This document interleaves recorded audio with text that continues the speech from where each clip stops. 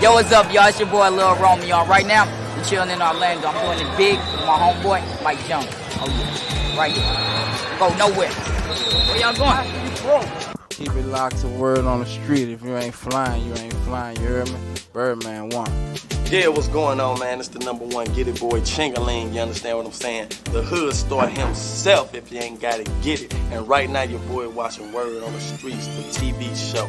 You know what it is, and Word on the Streets is I'm a hood star, Church.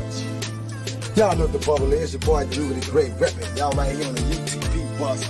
My dog Hollywood Beats Entertainment. Y'all know how we do it, man. Y'all keep it locked. Florida's on. What? I can't look at you like that, but you know, peace out to the streets. You already know it's the word on the streets, baby. Let's get poppin'.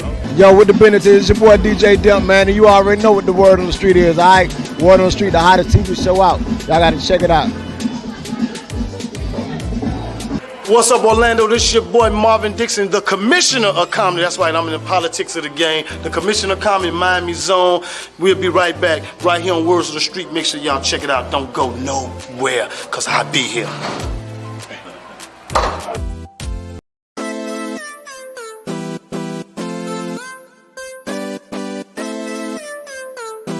Word on the street, dog. Fire Red, I fuck with y'all, man. Y'all keep everything good over there. I'm gonna be the with you in a minute, dog. 100.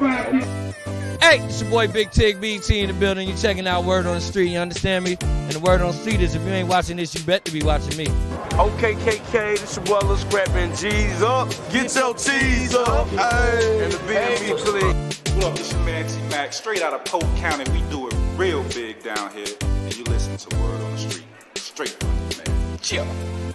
What's up, Orlando? This is your boy Marvin Dixon, the commissioner of comedy. That's right, I'm in the politics of the game. The commissioner of comedy, Miami Zone. We'll be right back, right here on Words of the Street. Make sure y'all check it out. Don't go nowhere, because I'll be here.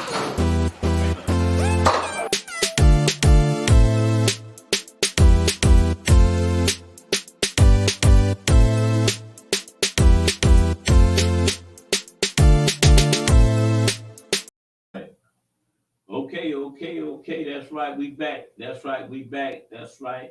I'm your boy Gregory Turner. I'm in the building along with my main man, my host, my man, Mo Money, Big Ideas. What's up, Orlando? This your boy Mo Money from Mo Money Big Ideas live on Word on the Streets, and you know I know the streets. Woo, it's hot today. What's hot? It's hot, G. Okay, let me make your production, and he was okay. All right, there we go.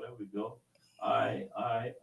Hey, man, big show. Been a big week. A lot of news going on. But I thought we were going to talk about NBA YoungBoy and his situation and Deshaun Watson. But the George Floyd thing, until you called me last night at 5 o'clock, say the whole show about George Floyd trial. So we got a big show for you. Got a special guest. You know what I'm saying? We got a special guest, a well-rounded attorney coming out of Minneapolis, Minnesota. He lived right where the George Floyd trial is happening. His office is right across the street. He gonna come in and give us some expert commentary. You know what I'm saying? You can't get no better than this. You got an attorney out of Minneapolis, Minnesota, gonna come on our show and give us commentary about what's going on out there, man. Because there's a lot going out there, and y'all got to be careful that we don't lose this trial. Now I'm gonna tell y'all what I think. Okay. Hey, man, like you said, it is a big one. It's a big one. You know, like I said, we're gonna pop it off. I'm gonna see if I could work it out over there.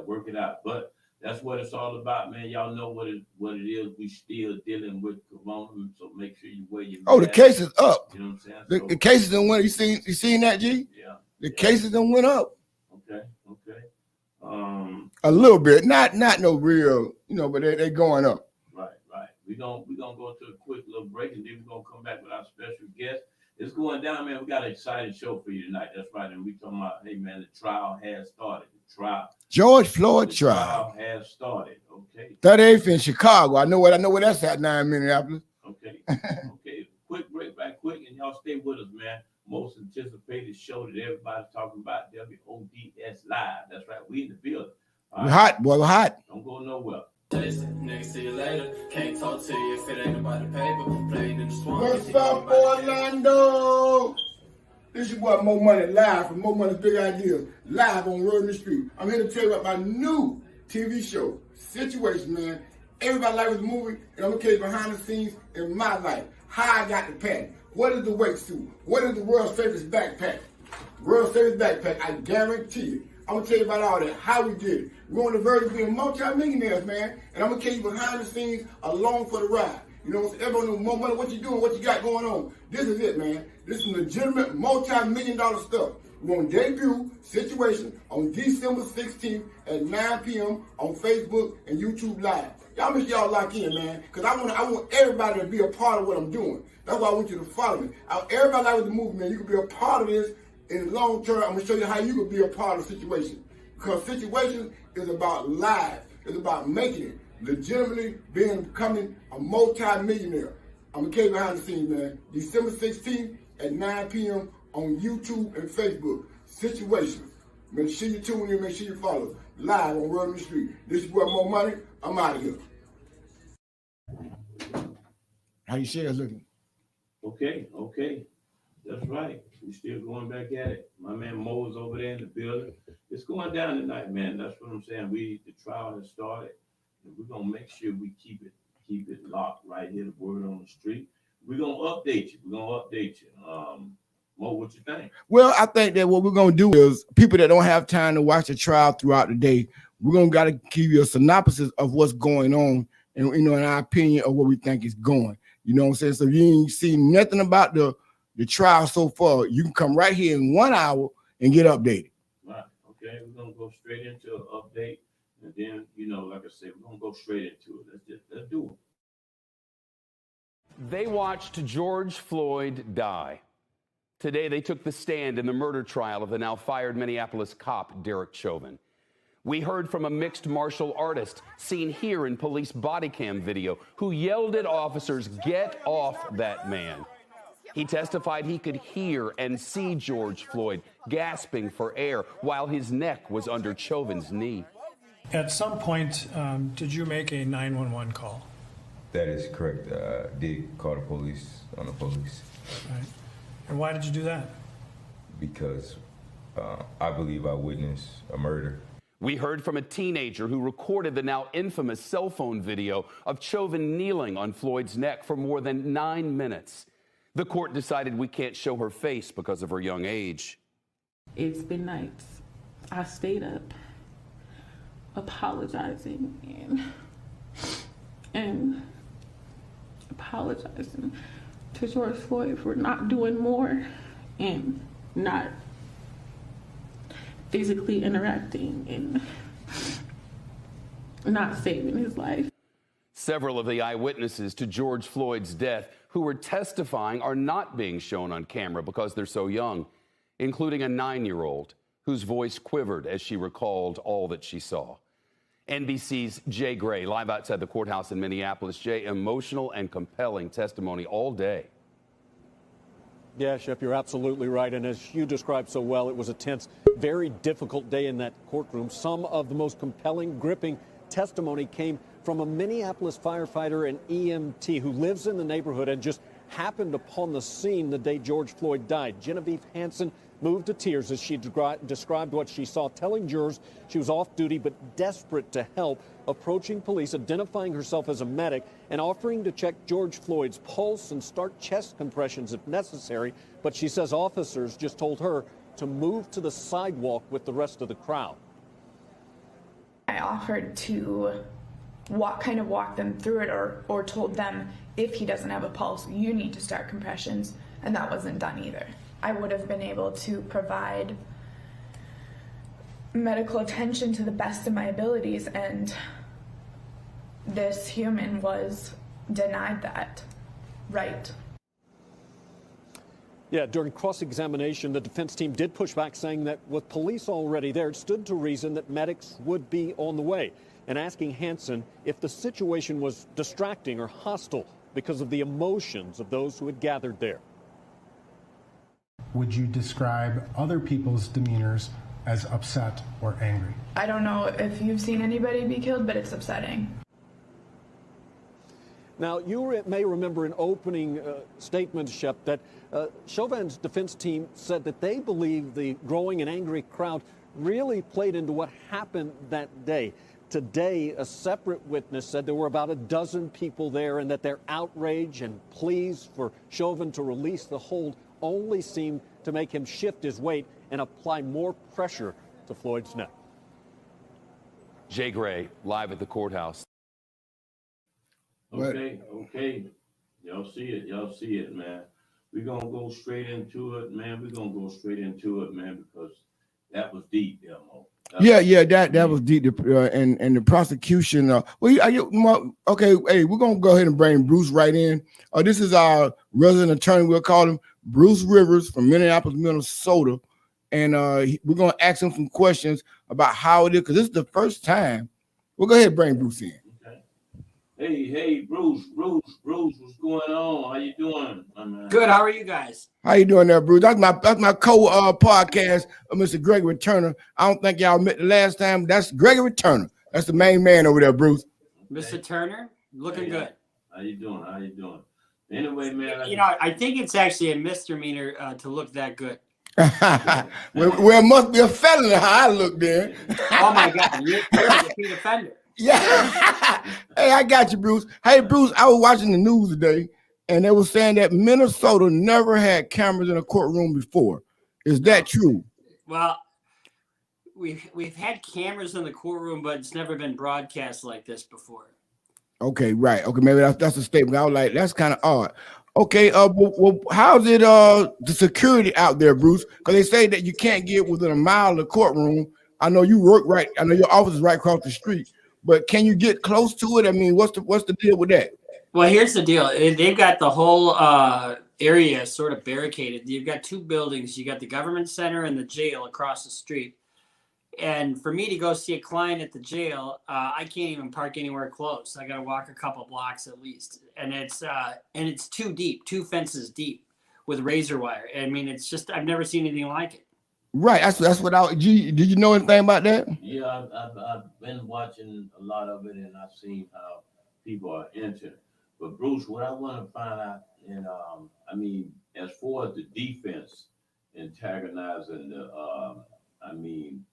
people that's the jury. Right. Well, no, I mean the defense. That's alienate. I think you said alienating the jurors. Right. Okay. I mean, and that being, because it's a lot of crying going on. Crying going on the stand. What's your opinion on that?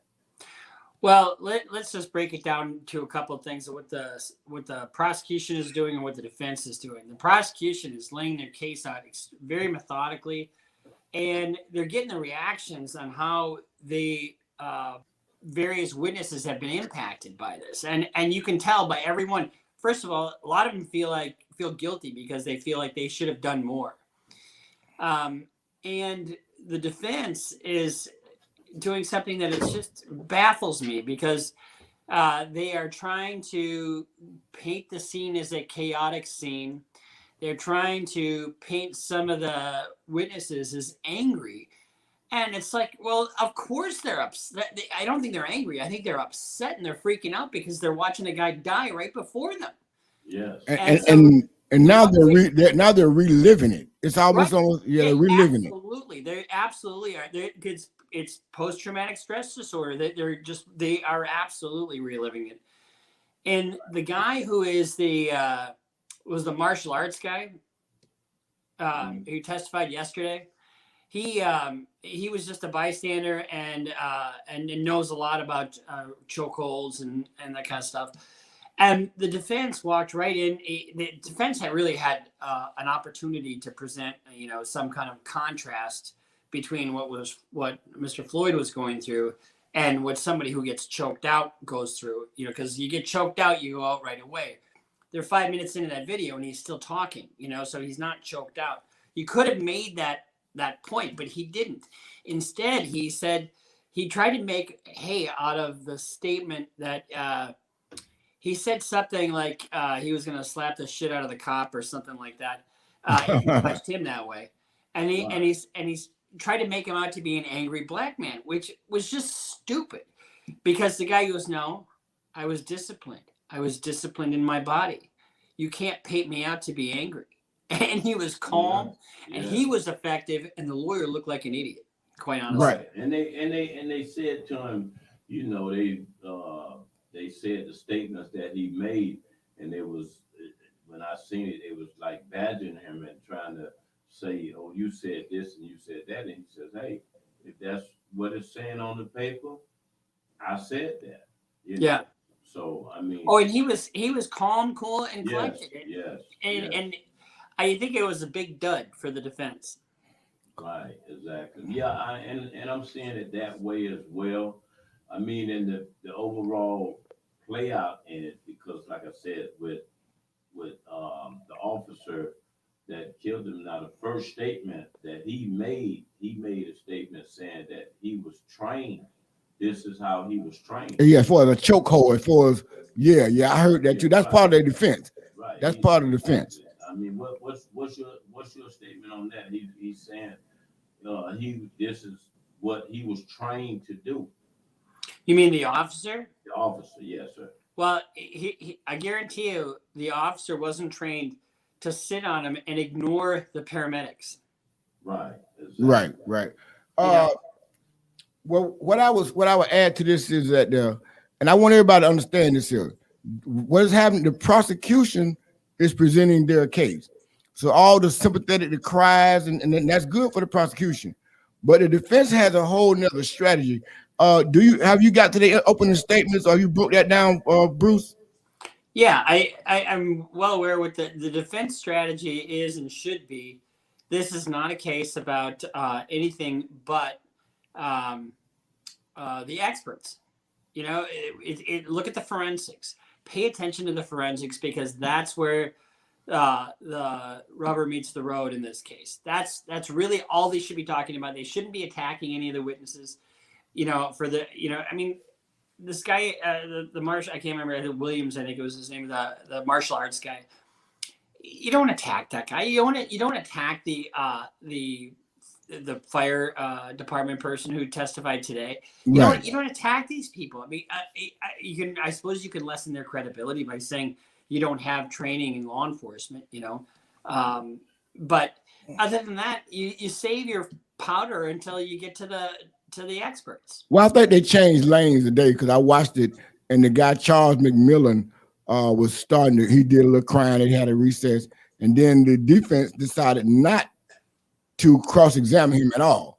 So I say that they learned from their mistakes yesterday, and they didn't antagonize him. They just let him get off the stand, and I thought that was a great strategy by the defense. And it's very compelling that the one witness, Christopher Martin, he mentioned, and it's going to come back later, that he thought George Floyd was high on something. You know what I'm saying? That's part of the defense. Would you agree, Bruce? Well, that's going to be borne out by the forensics, by the toxicology report. So what you do is if you're going to argue a case, whether you're on either side, you argue stuff that nobody can argue with you. It's unquestionable that the X was in his system, or whatever the substance was, whether it was fentanyl or methamphetamine or what. But and then you use the science to to basically make your case, but you don't go off and ask a question you don't know the answer to. Wow. Yeah. Well, I'm gonna bring a guy who's been watching it, and he's kind of like deal with us on our show, and I just want to get his opinion. Let me see if I can bring him on. Yeah, that's So why whatever. we're paying 5 pounds every time we're. No, because you keep cooking rice. That's what I like I to can't eat. hear you. I'm. Chris, Now you're on the podcast. Get him off there. I have no idea what he wants. Yeah, put him backstage. He's go. Hey, okay, Bruce. My next question for you would be: the defense is going to put on with the forensics that he was using drugs, on drugs, wasn't in his right state of mind, and that caused a heart failure. And that's why I see they're going with that. What's your opinion is of that? Well, I haven't seen the forensics, so I don't exactly know what the science is going to be. However, they're going to try to show Number one, there's no injury to the neck. Number two, you have 4 arteries in the neck, okay? 2 in the front and 2 in the back.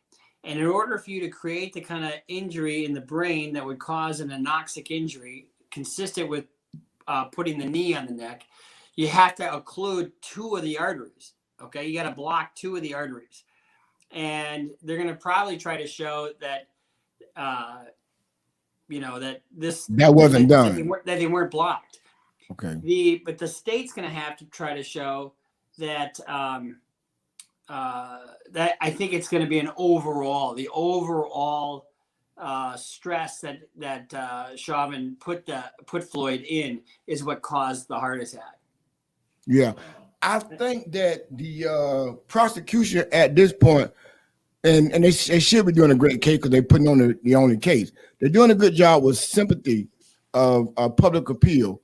And by you seeing the video over and over, you know this guy was wrong. But how does the charges go? Like the 3rd-degree murder, the 2nd-degree, and the manslaughter. What are the criteria for those? Let's start with we'll go from least punishment to the greatest punishment. So start out with manslaughter in the 2nd degree. That's what you call culpable negligence or gross negligence. You're doing something so dangerous and you cause the death, and you kind of ignore the danger. That's what and that's a guideline sentence of 48 months. 48 months for manslaughter, and that's what they really shooting for, because they can't get him off. So they got to be shooting for the manslaughter. And that's a win for the defense. Would you agree? Well, if it's caused the death, I think it could be they could get off completely. Off completely? Yeah. You got to be kidding me. No, I'm just saying I'm not advocating for that. I'm just Right. I know. Hey, man, I know you it's tough cool. to get a conviction on any cop anyway. You Right. know what I mean? We've seen it over and over all over the country where these cops get off. Yeah. So the second charge is murder in the 3rd degree. That is basically, doing something so inherently dangerous that's likely to cause death, or that did cause the death, and that evinces a depraved mind. Okay, so that's why when you have him sitting there cold-blooded, really without any expression whatsoever, and the paramedics are trying to get him off of him, and he won't get off of him. That's why that testimony was elicited, and that if they convicted him of murder 3, evincing a depraved mind, that's 150 months. That's what the mid-range is. Okay. For that count, and then the other count is murder in the 2nd degree. It's felony murder. The underlying, and so that means you commit a felony and cause a death. Okay, so for example, if we go into a liquor store together and you kill somebody, I'm on the hook for the felony and for the murder. Okay, because it's reasonably foreseeable. In this case, the felony would be 3rd degree assault. So in other words, you're committing an assault upon somebody that's likely to cause a protracted loss of a limb or whatever, and then the death results therefrom. So and one could argue that just taking him into custody and holding him there is not an assault, but the length of time that he held him there could classify as an assault. If he's convicted of murder in the 2nd degree, felony murder, the guidelines are 267 to 340, I think. So with the middle of the range, 306. So a little over 25 and a half years. Oh, okay.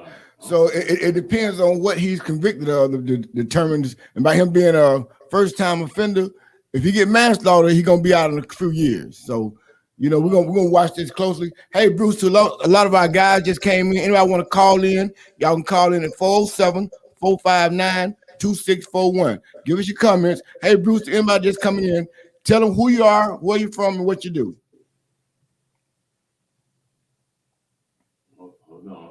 Oh, you want me to tell them? Yeah, tell them who you are, what you do. It might think we got some guy off the street, man. They brought him in here. Well, my name is Bruce Rivers. I'm a criminal defense lawyer, board certified criminal defense lawyer in Minneapolis, Minnesota.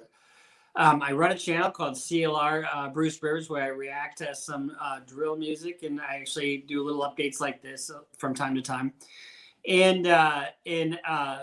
But I'm a board certified criminal defense lawyer. That's my main gig, and my office is right across the street from the courthouse where this is happening. So I actually know all the lawyers that are representing all the parties. First of all, Jerry Blackwell, he is an amazing lawyer, but he's a civil lawyer, and he must have some prosecution in his background because he's doing this for free. Very wealthy guy. He's represented Prince and all kinds of other folks. Is that that's the prosecution? Yeah. Jerry Blackwell. He's prosecuting for free. Yeah, and then Steve Slisher, who is a very good former U.S. attorney, now does products liability work for Messerly and Kramer, I think, or one of the big firms, and he's doing this for free. And then you have Mr. Frank, who's a assistant AG. So that's who the team is on the state side, and on the defense side, you got Eric Nelson, who actually tried and lost one of the another very, very high profile case in Minnesota, the Amy Sensor case. So I think he's outmatched, quite honestly. I've been watching a little bit of the trial, and I just want to jump through the screen. You have these instincts as a defense lawyer. Do this, do that. You know? Yes. But, Right. You know, we can always second guess everybody, you know. Yeah. Right. Okay. We're going to try to bring this guy back on and see if he's got a lot of noise. Hey, how's it going, guys? Hey, man, you got a lot of background noise going on.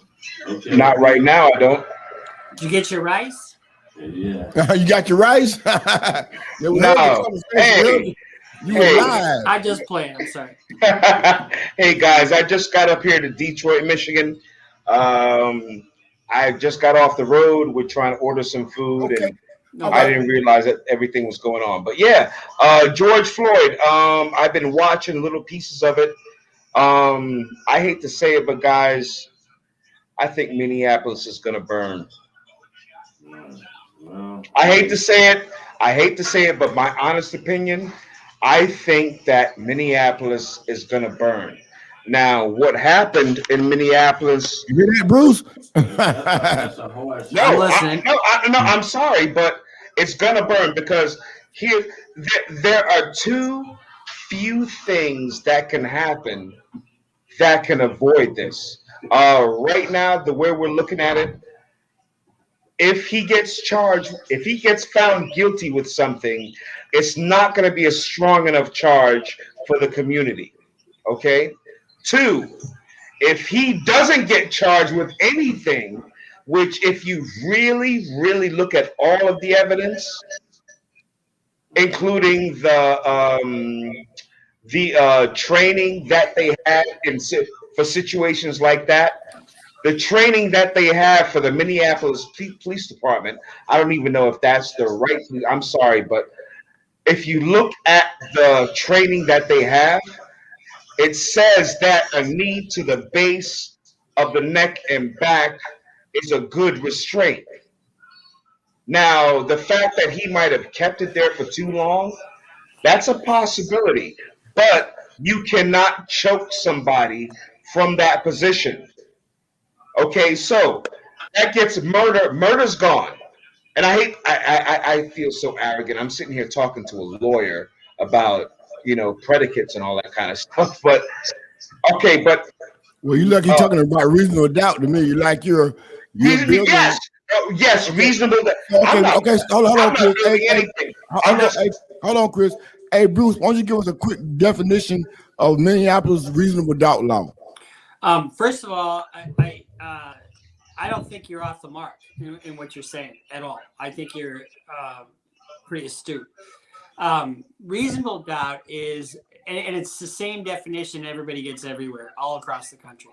It's a doubt based on reason and common sense. It's the amount of care one would use in their most important affairs. It is the amount of doubt that would cause one to hesitate. Okay, so that's the doubt that they would have to have. And, you got to understand Minneapolis is a pretty liberal town. Okay. And I think that and it's pretty diverse.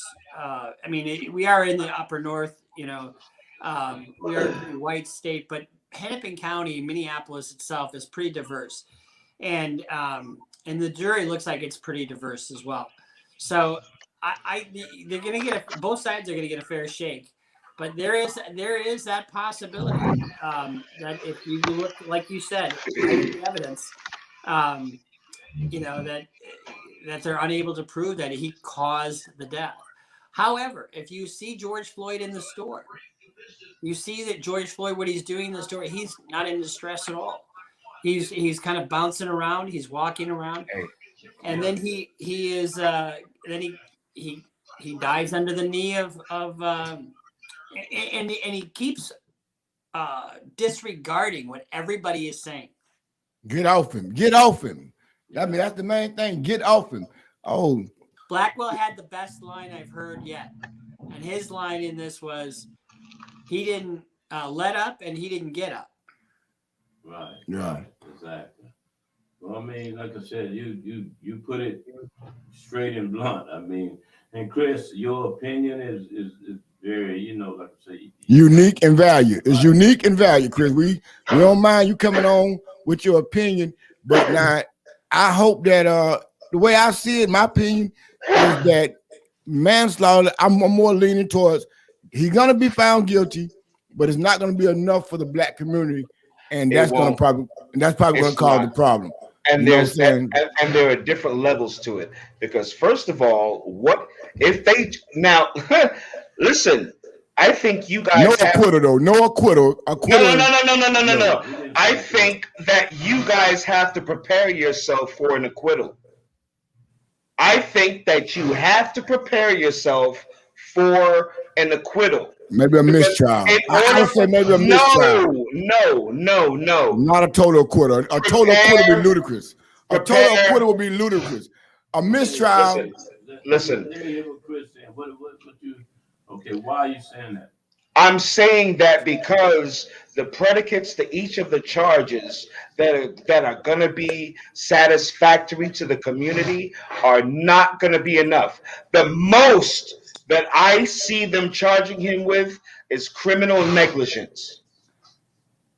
Now, I'm not a lawyer, but just based on the predicates that I know what first-degree murder entails, second-degree, third-degree, first-degree manslaughter, second-degree manslaughter, criminal negligence. In other words, he had indifference to a human's life that caused the death of that human. And guess what? The drugs caused the death, not asphyxiation, which is what I was trying to get to. Which is what I was trying to get to with what I was saying before. A knee to the base of the back and neck does not cause asphyxiation. 2, he said that, or it's been reported that he said that I can't breathe 27 times. Do you realize that like 20 of those times was when he was sitting in his own car and when he was sitting in the back of the police car, not when he was laying on the ground with the knee in the back of his neck? Y'all do know that, right? Okay. Let me hear Bruce's opinion on that. Bruce, in the charge that he insinuated, what? In order to say I can't breathe, you have to do what? Breathe. You have to breathe, right? Yep.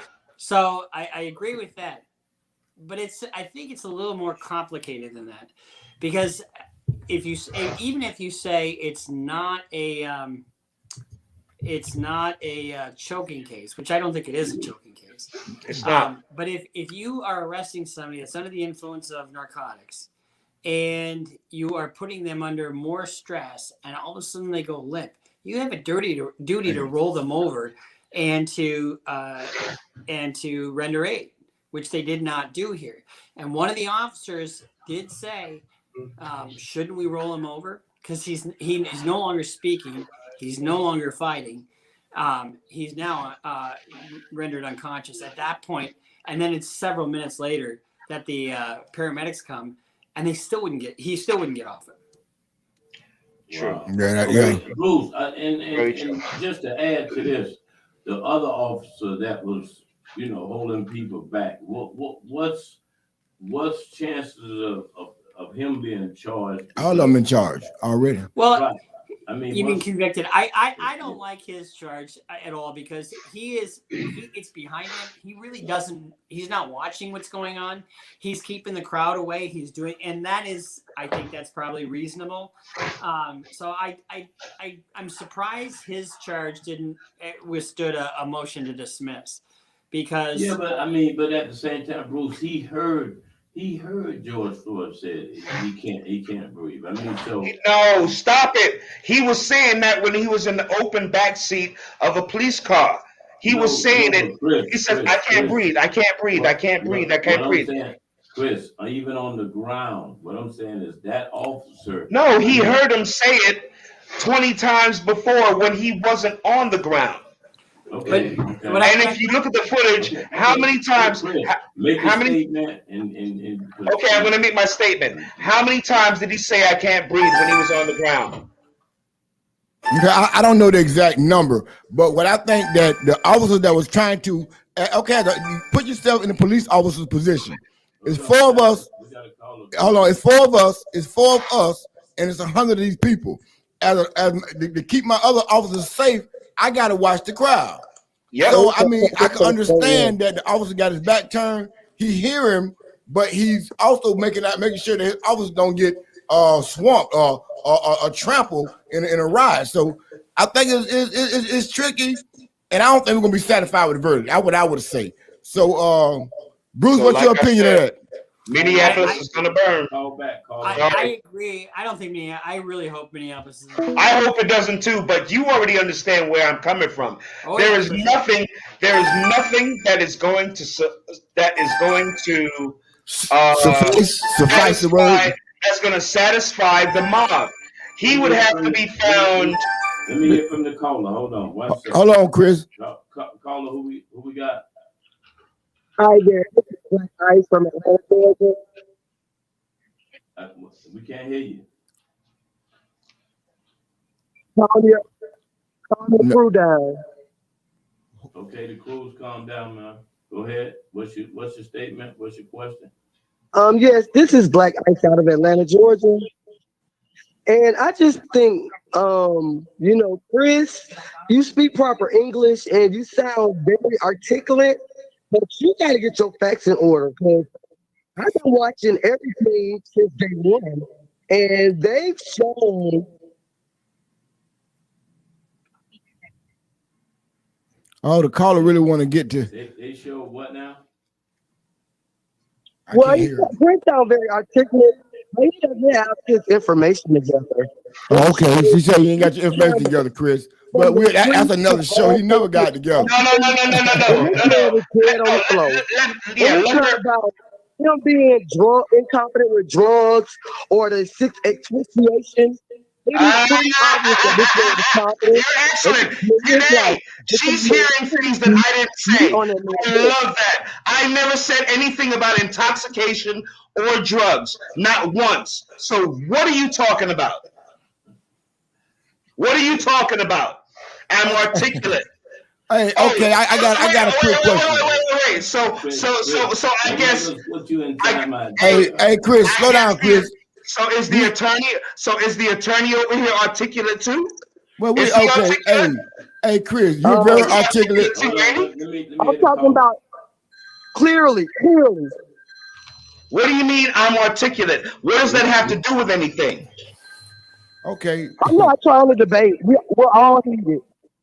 No, we're not. No, you're heated. You said that I said something about drugs. When did I say something about drugs? When did I say something about drugs? Okay. When? No, you're not. You appear to be. I appear to be what, on drugs? I love it. I love it. I love it. It's great. Hey, put Chris in time. Put Chris in time. Let him calm down, man. Anyway, we took the callers gonna keep watching the show, caller. I mean, I mean, Put Chris in timeout. He need to calm down. Everybody hates Chris.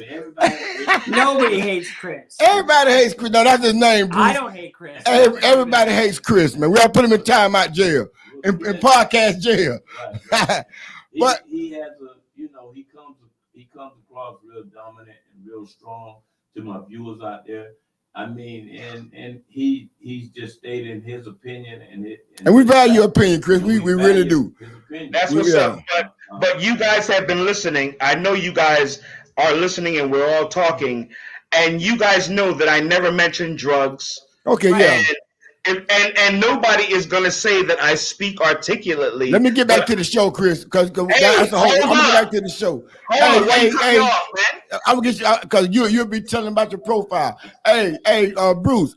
A lot of people don't know about the autonomous zone that's going on. So what we're gonna do right now is we're gonna show the autonomous zone and why I think the city has not removed them because they don't want to upset the trial. So that's the question. So we're gonna shoot the autonomous zone, show the people what's going on.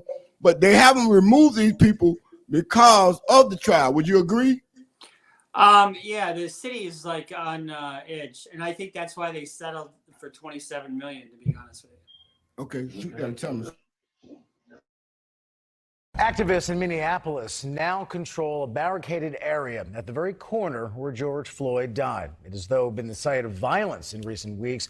Yesterday, prosecutors charged a man in connection with a shooting near what's now called George Floyd Square. And tonight, we're giving you an exclusive look inside. News Nation's Brian Etten visited the autonomous zone to show what it's like there. Brian? Rob, yeah, the area is totally controlled by activists. A community organizer saw our story last week when we were kept out. He was not happy to see it, and he offered to take us inside the autonomous zone. The blocks surrounding the George Floyd Memorial in Minneapolis are barricaded and guarded by activists. It's been called an autonomous zone, and we learned last week outsiders are not always welcome. You're going to be in a bad situation here in a second. Oh, I thought if we were on this side of the barricade. You're going to be in a bad situation in a second. What do you mean by bad? Because you've been called out for what you are, and you need to get out of here. Please go. We know what you are. You need to get in your car and go. After the story aired, I got a Twitter message from community leader and former Ohio State basketball player PJ Hill. How you were kicked out of the square was not right, and we, the church community, will not stand for that. I personally will escort you in and show you around. Nice to meet you. Okay, we'll follow you in. Okay, thank you. We took PJ up on his offer and met him outside the barricades and followed him into the autonomous zone. There are tents, porta potties, and many of the businesses like this gas station are closed down. So who are the people who have taken control of this area? You know, you saw the experience. Yeah, and you know, it's a combination of people. A lot of these people are not even from the community, so that's why it's super confusing. PJ grew up here, has led police reform protests, and goes to church within the autonomous zone. Obviously, we know this trial is going to reopen a lot of wounds for people. And so how do we give people a safe space to be able to express themselves in a positive manner? That's why when the stuff happened with you, it made me very upset, because this is supposed to be sacred ground, not ground to push people out, but ground for all of us to come together and really move the ball forward for humanity and for our city. Within the closed area, there's the George Floyd Memorial, where Floyd died, and murals representing what the community has gone through. One thing I love about this community, we have a lot of artists. What's up, family? We have a lot of artists in this community. Take your camera off. I need you to take your cameras outside my square. Are we just doing, I'm not asking you what you're doing, sir. I'm asking you to take your camera outside the square. We don't want no footage of nothing over here right now. No, we doing a story from the church. I'm not asking you what you doing. I'm not asking you what you're doing. I'm asking you to take your camera outside the square, please. Why we need to take our cameras outside the square? Because we're doing a memorial for my homeboy that just died. Yeah, that's my cousin. Imez Play. That's my cousin. We don't want no cameras in here. We just doing this tour and we going down to these businesses. I'm asking you what you doing. I don't want the cameras. We doing it for the church. Come on, we going right back over to the church. Yeah. Yep. We want to get into no crazy stuff with church. Wow. He said And that, straight. yeah. And with that being said, I mean, why would you, Bruce? I mean, feel like they're protecting the grounds, and I mean, what is the reason why nobody can really get up in there? I mean, Well, I can tell you this: I don't go over there. It's not that far from my house. For real? Yeah, it's about a mile and a half from my house. Wow. It's kind of disconcerting when you drive by it because it's kind of a no man's land there, and you got people, and like he said, people not even from here that are controlling that area. Wow, that's deep. So why the city? And I understand the city saying if we do anything to them now or anytime prior, it was gonna cause a bad vibe in the whole city. So I think that's why the city is tolerating. Would you agree, Bruce? Yeah, but I wanna disabuse you guys of one notion here. The people that caused the ultimate damage were not the peaceful black protesters. Sure, were there some black people and people in a poor area that took advantage of Target's 100% off sale? Yes, they did. The people that lit things on fire, that lit the precinct on fire, that lit the Walgreens on fire, lit the Super America on fire, destroyed a couple pawn shops. Those were not those were Antifa and Boogaloo Boys and those types of folks.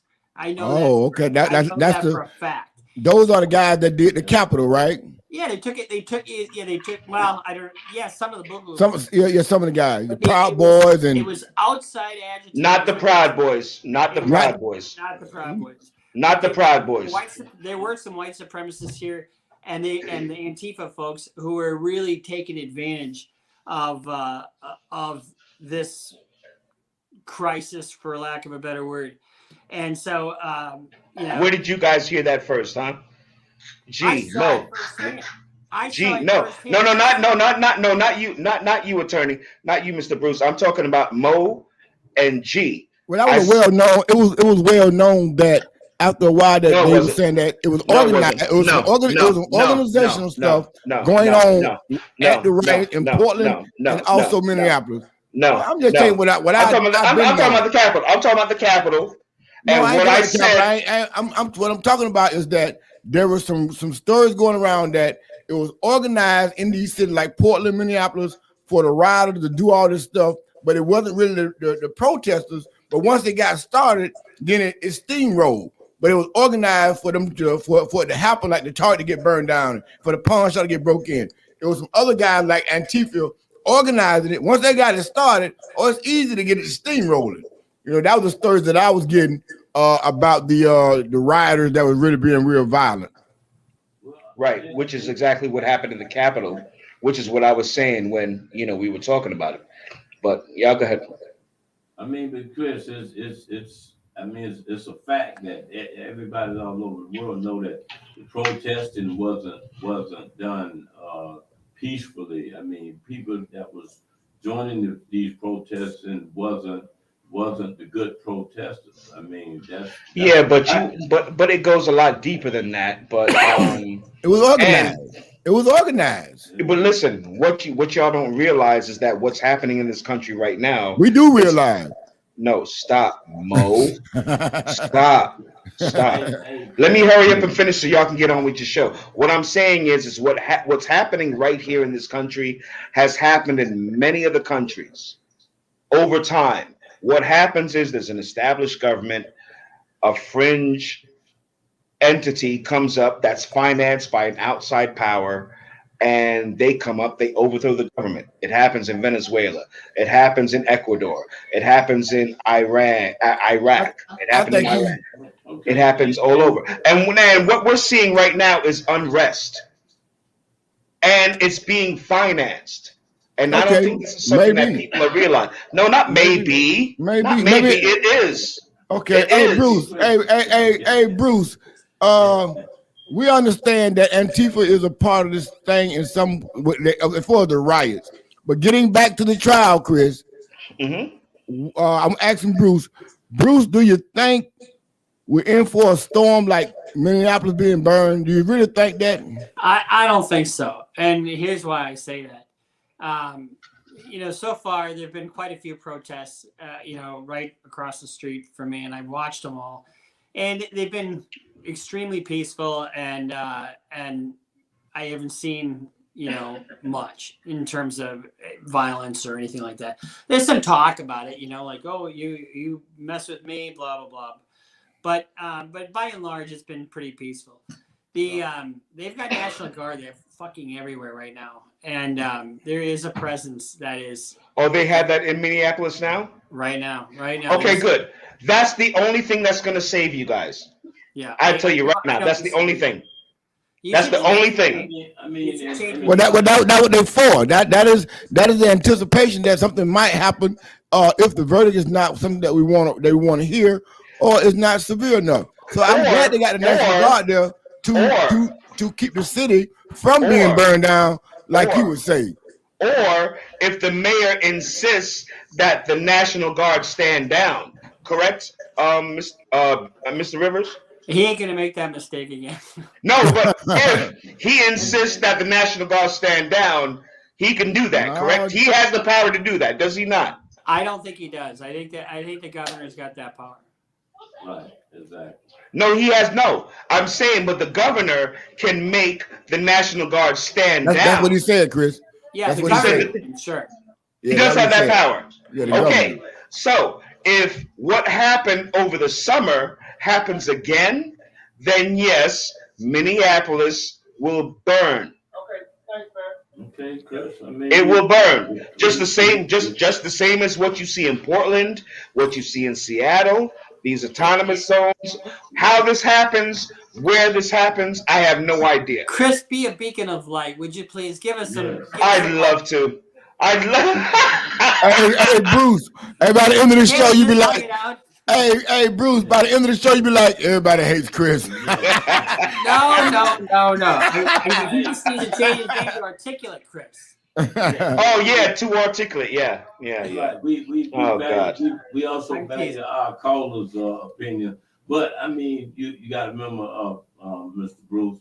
Any guy puts up "Everybody Hates Chris" as his title. I know. Hey, everybody loved Chris until I met you two guys. Yeah, I guess you're right. Right. Everybody still loves Chris. But we're gonna pray and hope that like I said, many don't. Again, we're gonna pay some bills. And I think any preparing Mr. Rivers would be the best.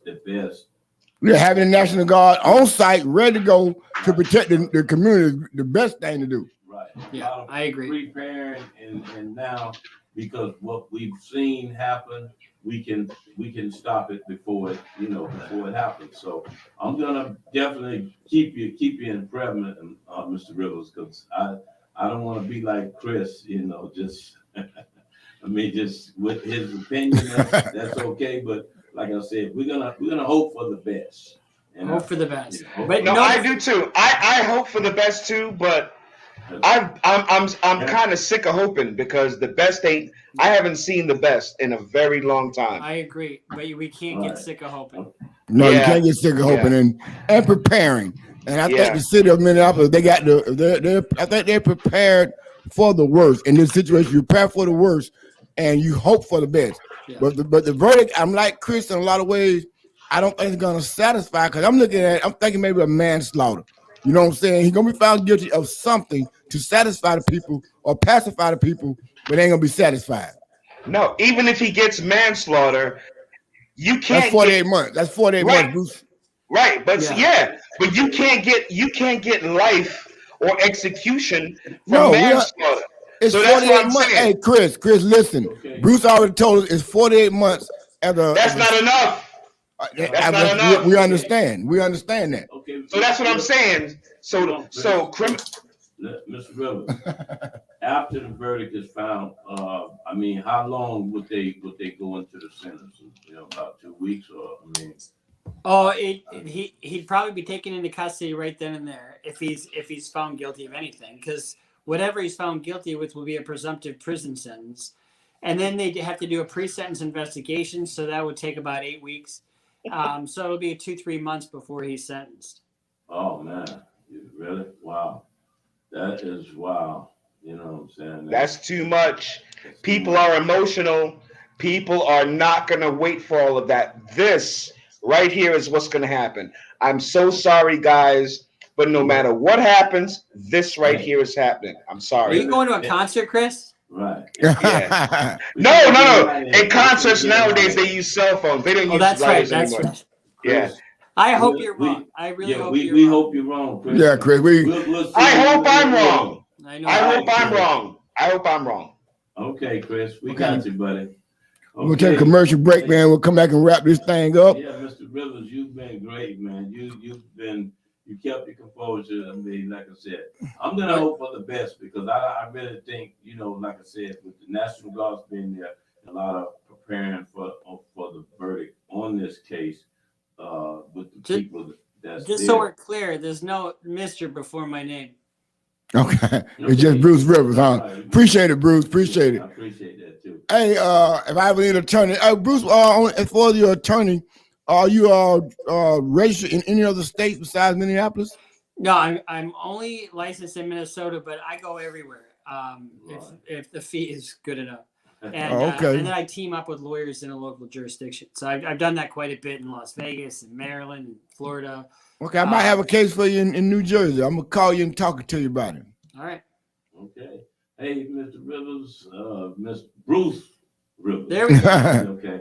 So anyway, it's been a great show with you, and like I said, I appreciate you for taking out the time. And where they can find you at, Bruce? Yeah. You guys look for me at www.riverslawyers.com. That's my website. Or you can go over to CLR Bruce Rivers on YouTube or on Instagram. And we've got some pretty cool stuff. We're going to be playing GTA with T Grizzly. So, Okay. That's just a little tease there. Right. So look, what we want you to do is we want you to be our update advisor. So we're gonna be calling you from time to time to try to keep on the update because this is far from being over. It just got started. We got 3 days into the. Oh yeah, there's a lot. It's the finish line, and you can't even see it from here. Right. So we want to be kept abreast. Yeah, we want to be able to call you and get you back on the show because, like I said, our viewers and our callers are wanting to know more. So, like I said, will you be there for us? Okay. Okay. Hey, I got a quick question, Bruce, and just one answer. NBA young boy Deshaun Watson. What do you think? What about it?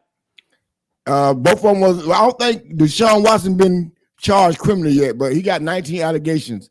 Will he be charged criminally? You think? Yes. You mean convicted? No, just charged. Right now, he just got 19 sexual misconduct allegations. Well, it's hard to escape any charges when you're facing 19 allegations. That's what I was thinking. Just ask Bill Cosby about that one. Right, exactly. And NBA young boy, did he get out of jail, G? From what I heard, he's got a bond. I mean, but he got a bond in California, but they're going to transport him to Baton Rouge, and it's a federal case, so they can appeal that decision. Right. Okay. So they're still okay. Well, I'm glad you're on top of both of the cases, and as soon as we get this George Floyd, we're going to try to get that in because I think those are two important cases that you can help us out with. So I want to get your opinion, let the people know that we on top of the Deshaun Watson, NBA YoungBoy stuff, but we got the George Floyd is right here, right now, and it's gonna be big. So we're gonna. We definitely want you to update us on that T Grizzly. Big shout out to T Grizzly too. Yeah. We definitely want to tune in on that. All right, I'll keep you posted. Keep us posted. And y'all stop what is called, Bruce, self-snitching? Yeah, no self-snitching. That's what people do when they put shit on social media. They self-snitch, yep. Yeah. And that's what Bruce show is about, y'all. Y'all go to CLR, Bruce Rivers, Criminal Lawyer Reacts, and that's what he break down the rap songs and the videos that these guys put up on social media, and then they got to see it being played in court. And what happened then, Bruce? Well, then they go like this and see you later. Convicted himself, self-snitching. Hey man, it's been a great show with you there, Bruce, and we enjoyed it. You went the whole hour with us, man. So hey man, till next week, man, to our viewers and listeners, we appreciate you. We had my man Mr. Bruce Rivers, attorney Bruce Rivers, with us, and he will be continuing to join us. I'm Gregory Turner signing out along with my partner, Mr. Mo Money, Big Ideas. Mo Money, let them know. What's up, Orlando? We're glad y'all joined us, man. And we want to keep y'all, we're going to keep you tuned in to what's going on with the trial. Right now, the prosecution is winning, but guess what? They the only one that had the ball. So y'all keep it locked. Keep it locked. We out of here. Let's go. We don't